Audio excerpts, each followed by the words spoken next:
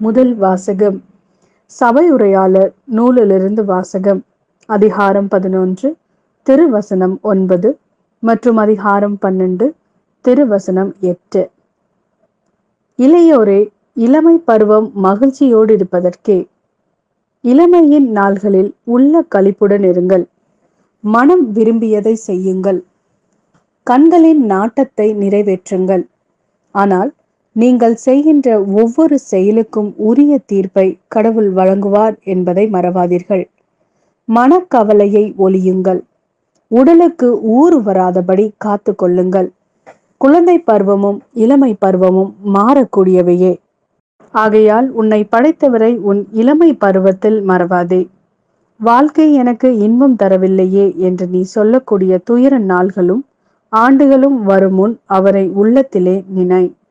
அதாவது கதிரவன், பகலொளி, நிலா, விண்மீன்கள் ஆகியவை உனக்கு மங்களாய் தெரியும் முன்னும், மழைக்கு பின் மேகங்கள் இருண்டு வருவது போல தோன்றும் முன்னும், வீட்டு காவலர் நடுக்கம் கொள்ள வலியோர் தளவுறு முன்னும், அரைப்போர் மிக சிலராகி தம் வேலையை நிறுத்தி கொள்ள, பலகனி வழியாக பார்ப்போர் ஒளி இழந்து போகும் முன்னும், தெரு சந்தடி கேளா வண்ணம் கதவுகள் அடைத்து கொள்ள சிட்டுக்குருவியின் கீச்சொலியும் உறக்கத்தை கலைக்க, இன்னிசை குருவி இசைக்கும் மகளிர் அனைவரும் ஓய்ந்து போகும் முன்னும் உன்னை படைத்தவரை உள்ளத்தில் நினை.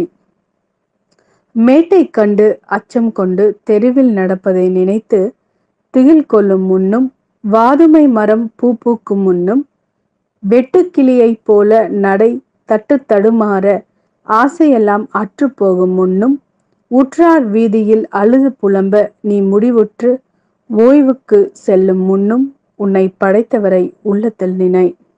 வெள்ளி கயிறு அருந்து பொன் விளக்கு கீழே விழுந்து உடைவதற்கு முன்னும், குளத்தருகில் குடம் உடைந்து நொறுங்க கிணற்றருகில் உருளை உடைந்து விழும் முன்னும், மண்ணினின்று வந்த உடல் மண்ணுக்கே திரும்பும் முன்னும், கடவுள் தந்த உயிர் அவரிடமே திரும்பும் முன்னும் உன்னை படைத்தவரை உள்ளத்தில் நினை.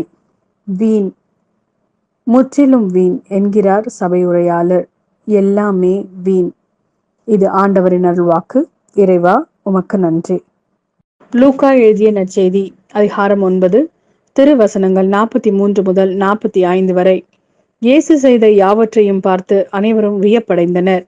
அவர் தம் சீடர்களிடம், நான் சொல்வதை கேட்டு மனதில் வைத்துக் கொள்ளுங்கள். மானிட மகன் மக்களின் கையில் ஒப்புவிக்கப்படவிருக்கிறார் என்றார். அவர்கள் அவர் சொன்னதை புரிந்து கொள்ளவில்லை. அவர்கள் அதை உணர்ந்து கொள்ளாதவாறு அது அவர்களுக்கு மறைவாக இருந்தது. ஆயினும் அவர் சொன்னது பற்றி அவரிடம் விளக்கம் கேட்க அஞ்சினார்கள்.